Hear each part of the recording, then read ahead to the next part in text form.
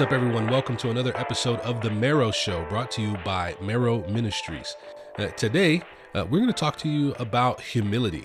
All right, the Bible has a lot to say about being humble, but how do we do that? What does that look like? And how do we walk that fine line between being humble but still having confidence and not overcompensating all the way into things like arrogance and things like that? So we want to talk about that and what that looks like. So we've got myself, Alexander Wade, Nick Kennicott, and Luke Walker. And guys, today's topic is humility.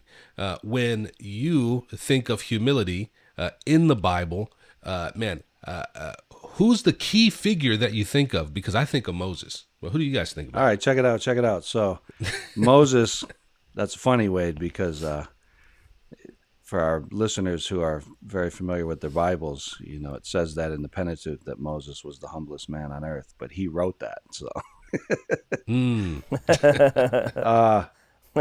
humility is, of course, if you want to cut to the chase, it's embodied most in our Lord Jesus Christ, who is the second person of the Godhead, who humbled himself, took on himself human nature, and lived in the form of a servant.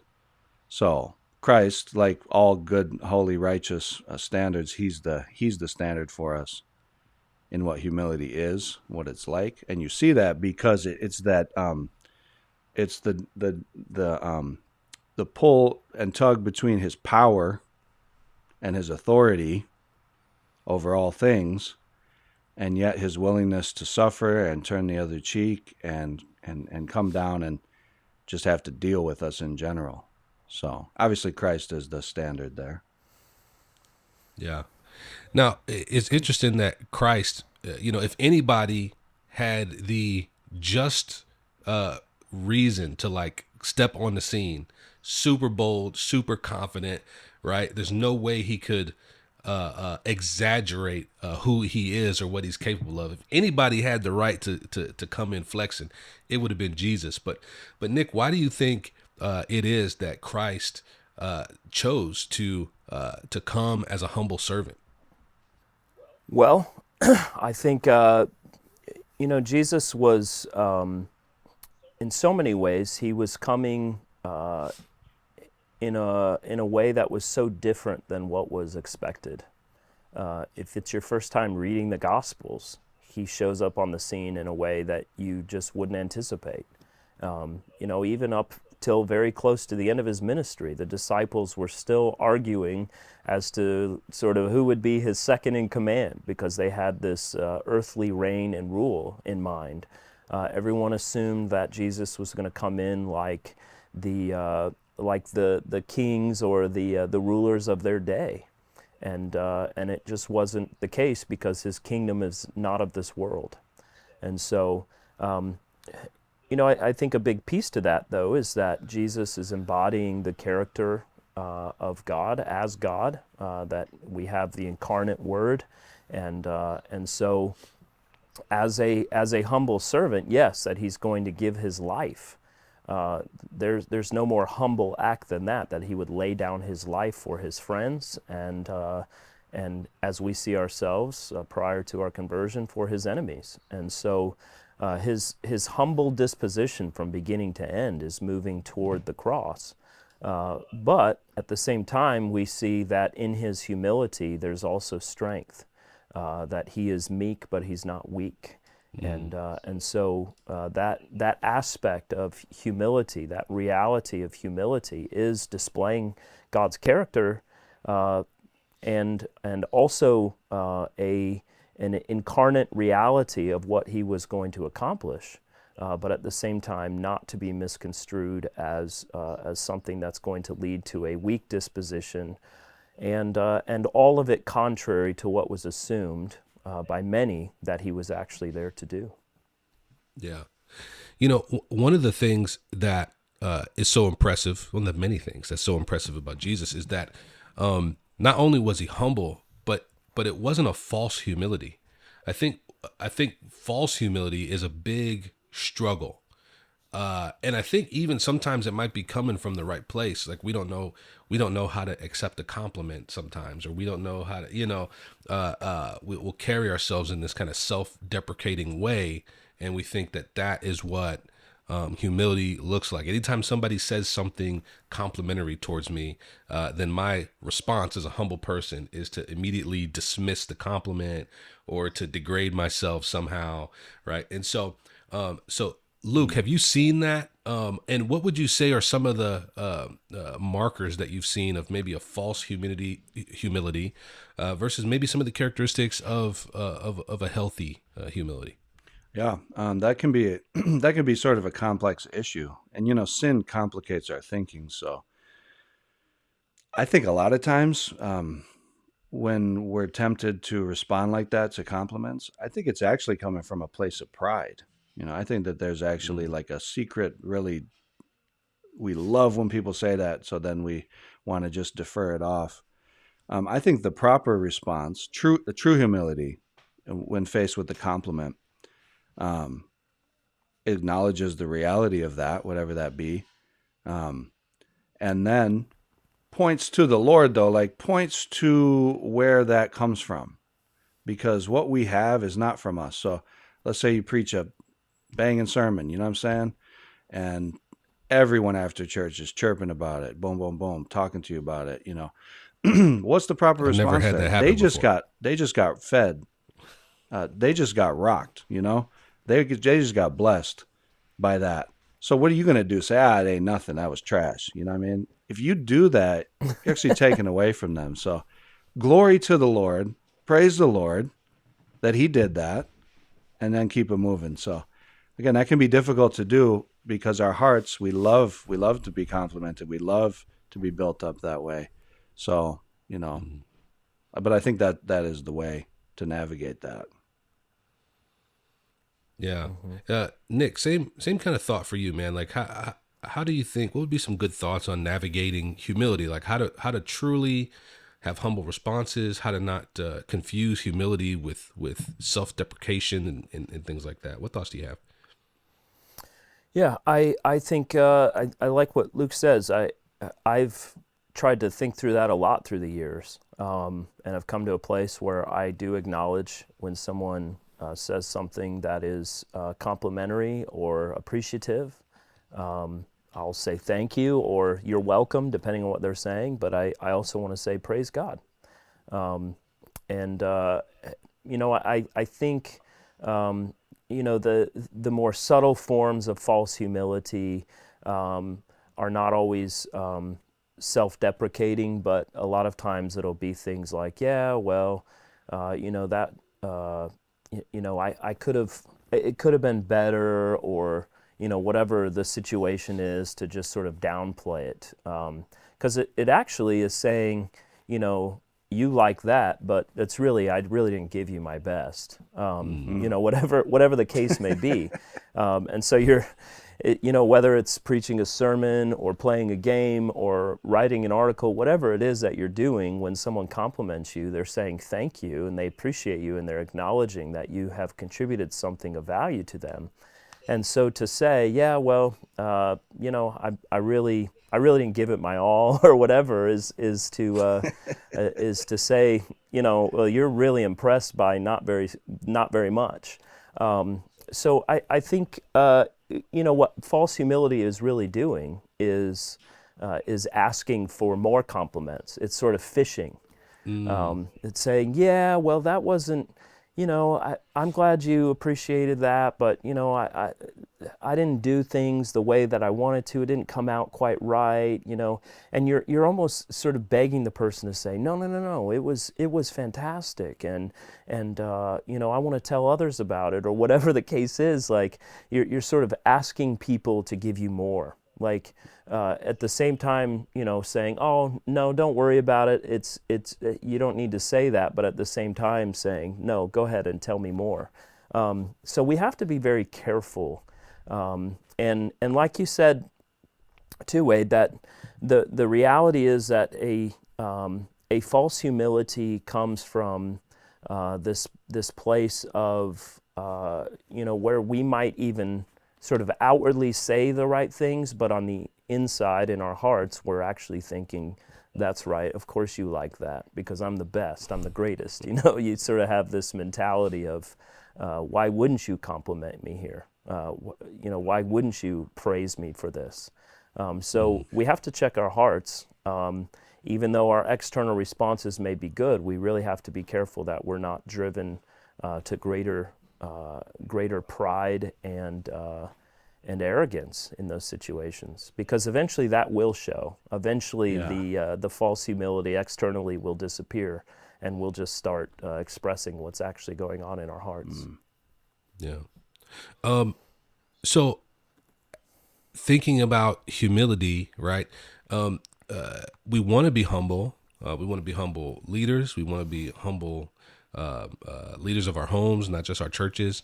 And then all of us are raising children as well, right? And so when I think about the work that we do in raising our kids, there's a lot of thought, not just in trying to teach them how to be genuinely humble people, but at the same time, we also want them to be confident. I want my kids to grow having a good understanding of their giftedness and knowing, like, hey, I can do this. I am capable of accomplishing A, B, or C, and to carry themselves and to move and to act and to take actions as a confident person. So, how do you guys look at the difference between humility and confidence and I'm sure y'all, again, having raised kids and are still raising kids, what are some of the things that you're considering when trying to raise up confident young Christians while still having them be humble? Yeah. As you mentioned, Pastor Wade, it is so important to have confidence, especially as Christians, to have confidence in God that should reflect upon our lives. And when you see someone who's truly confident in a righteous way, they're sure about the moves they're making. They're confident about the decisions they're making, and it really is based on knowledge. You can have false confidence in yourself that there's nothing I can't do. But having true confidence in any situation is really grounded on knowledge and experiential knowledge as well. And, our kids are going to grow up and they're going to go out into the world and they're going to face ups and downs and they're going to be on their own. And so they need confidence. And so I think, honestly, one of the best ways to do that from the earliest days of our kids is by loving them. When we love our kids and they have no question about it, Mommy and Daddy love us. When you're brought up like that, that gives you, like my mother gave me that. There was just no doubt about it how loved I was. My father too.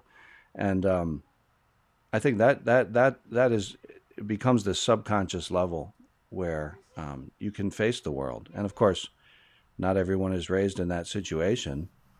And ultimately, we have to look to our Heavenly Father and His love for us to be truly confident, because confidence comes from a place of security, And when you're insecure, insecure people tend to come across confident, maybe.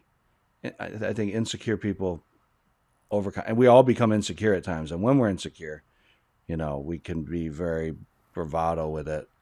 And so, that quiet, calm confidence we want. Anyway, that's just one thing I'm thinking of, y'all, is making sure we're pouring into our kids, loving our kids, affirming our kids. And Let me add to that, Luke. I think something that I've really tried to do, not just in my own family with my kids, but in our congregation. It comes out in sermons from time to time, is to point out the lie that young people are told. I'm sure most of us between Gen X and millennials, and it's gotten even worse in Gen Z, but they're constantly being told this idea that you can be whatever you want to be as long as you try hard enough and work hard enough. And I've tried to point out the fact that that is an absolute lie.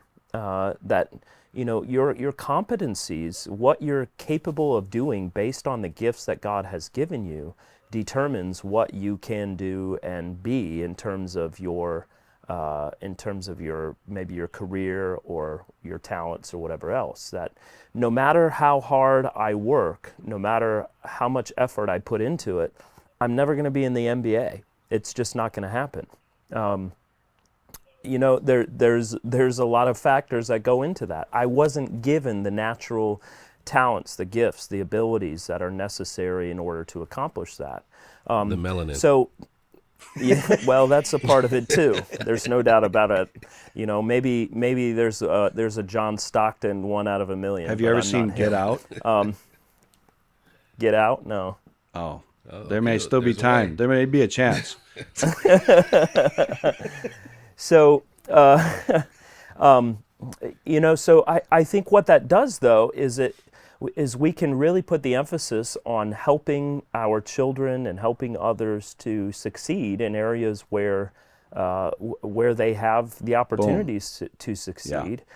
But we're also going to be emphasizing the fact that this is not you doing this so much as it is God gifting you with the ability to do this. And so we highlight the gifts, and we downplay this idea of self-confidence and self-assurance, because despite what the world wants to tell us, our great need is not greater self-confidence and self-assurance. Everyone has plenty of that. Our greater need is trusting that the Lord has given me certain gifts and talents, and I want to figure out what those are, and then put myself into working those out to the best of my ability, using the resources that He has provided. And so it's a lie that continues to be told in our schools and in our media, and basically everything that kids can turn to today. Their stories and movies and shows and everything else that is surrounding our children is telling them, just do what you want to do and work hard, and one day you'll succeed at it. Well, it's just not the case. And then how many 20-year-old young men do we have that are never going to be professional baseball players, or they couldn't pass biology in high school because they just couldn't comprehend, but all of a sudden they're going to be a neurosurgeon, or there's all sorts of reasons why that doesn't play out. So let's not lie to our kids and say you're good at whatever you want to be good at, but instead highlight the gifts that God has given, and emphasize the work of God over the efforts of man. Yeah. I think that's a great thing to consider, especially as we talk to not just kids, but even adults who struggle with this, to think about the areas of giftedness. I think we can even start there with just acknowledging that, like, man, regardless of who you are, or, maybe you were born with a disability, or some calamity came on you and you ended up becoming disabled, whatever it is, as someone who's created in God's image, man, if you're a human being, you have something to offer.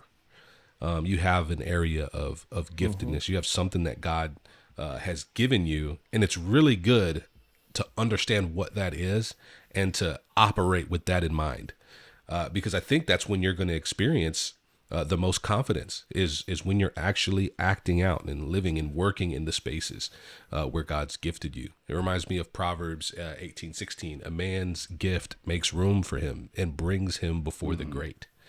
Right. Man, these are things to consider. It's funny to see people who are like super frustrated. Maybe you guys have seen this. You ever just, maybe it's a friend, maybe somebody you've counseled, man, really frustrated that it almost seems like the thing that they want to do, it never works out for them. And then there's areas where they're naturally gifted. They can do it without even thinking, and they just don't want to do it.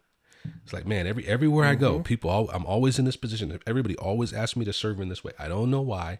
It's like they don't want to work in the area where it just comes natural, where even with a little bit of effort, they can be truly great in that area. They want what somebody else, they want to be great in the way that they see somebody else be great. Right. Yeah. So have you seen that? And what kind of conversations have you had around that? Of course I know him. He's me. He's that Right. and he's me. Um, Talk about that. What are you talking well, I about? mean, we all wish we were certain things or certain ways. We see something in somebody, especially someone who maybe is in our field or our career or whatever, but they do things in slightly a different way, and we try to adopt that and be that and go about it rather than being natural. And to me, the difference is, it's like you can either be what you are and work at that, or you can try to be something else. And that trying piece is, first of all, it's usually pretty obvious when somebody's trying at something, and it takes up half your brain to try to do this. When if you went the natural route, you would just be more free to be yourself, And so I can share personal stuff. I mean, personally, I'm a preacher, so I've been through the ups and downs of this and adapting other guys' styles and trying to work in things. And, the people who have sat under my preaching for these 10 years at Redeeming Cross, they are the holiest people in the entire world, because they've been through it all. You know what I mean? And so you were quoting the Proverbs, Wade. One of our modern poets has said, Erica Badu, she said, work hardest at what you're good at. That's the area in which all your effort should go. As you said, that which comes natural, that which is just a natural gifting. You're not trying. You're just, it's like Kung Fu Panda. Y'all seen that. They're trying to train him to be he's a fat panda. They want him to be the dragon warrior, but he doesn't fit that mold at all. So he tries those different styles or whatever. But then, Shifu sees him. If he's trying to get a cookie, he can do like acrobatics up into the kitchen corner. Boom, boom, boom, boom. And they asked him, how did you do that? He said, I don't know. Just getting a cookie. You know what I mean? So those areas where we're best at, honestly, sometimes we don't see that, but others do. Others see that perfectly well. So it's really an area to listen to other people. We can help our kids with this, the things they're good at. Sometimes our kids want to go in different directions that maybe they're not as gifted in, but, overall we can encourage them in those ways. But I think it's good for all Christians to be aware that there's areas of gifting and blessing that they might not even be aware of, that others are. So maybe to try to get in tune with that and just ride that lane. The Lord gives us different gifts, different callings in life. We're not called to be everything or everybody. And so we can rest in that. Anyway, that's a great point, Wade. Yeah. I think that's really important. I think a natural human tendency that plays out in this situation is that we always look at other people's circumstances and other people's situations and think that whatever they have going on is often better than what we have going on. So I want that. I want to go out and try and get that, whatever that may look like and whatever that thing is. And so instead of resting in and working through and rejoicing in and trying to excel in the gifts that God has given to us, in our own pride, we look at someone else's situation and we become envious and we become covetous. Whether that is that they do something else that we enjoy doing, maybe as a hobby, or something that gets a lot more attention than what we're doing, or whatever it may be, and we say, well, that's what I want, and so what I'm doing is lesser or not as important, or I shouldn't give it as much effort. I want to go over there and do that. And it's a tendency across the board that, I think it's important what the Apostle Paul deals with in 1 Corinthians when he's talking about all the gifts of the church corresponding to parts of the body. And, the reality of what he says is not everyone can be a head, not everyone can be an arm, not everyone can be a foot. Someone's got to be the liver, someone's got to be the appendix, and someone's got to be the spleen. And it's okay. It's okay to be those things, because without them, the body's not going to function in the way, well, the appendix, I guess, is a bad example there, but the rest of the parts, the body's not going to function in the way that it was designed to function without them. And so Wait, hold on a it second. may You're saying be. there's dispensable parts. Hey, but unfortunately, my boy, you're a pinky toe, my boy. I'm sorry. That's all you are. Yeah. There's a reality there too. I mean, we've probably all seen it in our churches that someone does something behind the scenes that's significant, but nobody really knows they're doing it until they're not there to do it any longer. I remember years ago there was an older man in our church, and he never missed a Sunday for 26 years. And then all of a sudden he was feeling bad, was hospitalized, and 2 weeks later he died from cancer that they didn't know was in his body. And every Sunday this guy would do something in the church at the beginning of the service that no one really paid much attention to. And then when it came that point in time in the worship service for what he was doing to take place, everyone just sort of sat there and looked at each other and realized, oh, he's been doing this all along, and no one really noticed it. So it may be behind the scenes. It may not be out front. It may not be what everyone sees and notices until it's not there. And so we need to recognize that all of our gifts, whatever they are in this world, they all fit together to make things function in the way that God has designed and called us to. And so we need a mentality like Paul talks about in Colossians, to work as unto the Lord and not unto man. And so that means whether it's you alone doing something that no one else will ever see, or if it's in front of an audience of 50,000 people, whatever it is, that you're doing it as unto the Lord and not unto man. You're not looking for man's praise. You're looking to honor and glorify God. Yeah, that reminds me of a Corey Red lyric, the man you're describing. When the poet is alive, no one wants to hear him speak. But when the poet dies, everybody say, he deep. So.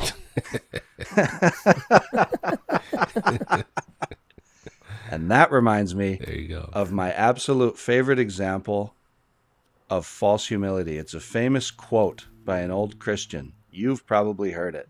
You may have posted it on your timeline. Count Zinzendorf of the Moravian missionaries. Remember what he said? Preach the gospel, die, and be forgotten. Now, that sounds really nice. But the man that Pastor Nick just described is quite the opposite. When he was there, he wasn't known. But then when he's gone, it becomes apparent how much he was doing. And that man was remembered. I've been thinking about that quote a lot. So think about that. Are you saying that? I think built into that quote is a pride and I don't know this guy, but I don't know the context of the quote, but the way that's used, I'd say, I think there's a built-in pride there, because what you're saying is you want to be known. You can't be forgotten unless you're known. Right. You want to be famous. You want to be a powerful preacher of the gospel. Boom, boom, boom. Because you know who's not going to forget you when you die, if you're a good father, if you're a good husband, if you're a good friend, is all your people. You don't want them to forget you when you die. We don't want, they're not going to. We're going to leave that legacy. So in my opinion, built into that quote is like the proper quote would be, preach the gospel, die, never be known. That's better. But to be forgotten means you have to, and we have that, us in ministry and all types of Christians, we have this desire to be known, especially in this age we live in, social media. We want to be known. We want to be known. We want to be known. And I think that some of those platitudes can be not helpful. I want to be remembered by my children. I want to be remembered by my friends. I want to have known that I left some impact and that I was beloved to them as they are beloved to me. You know what I mean? So, of course, I want to know about my ancestors, you know what I mean? As much as possible. Those are things you want to know. So, anyway, I'm off the soapbox, but that's not my favorite quote, but I think it's a great example of false humility. So, boom, there you go.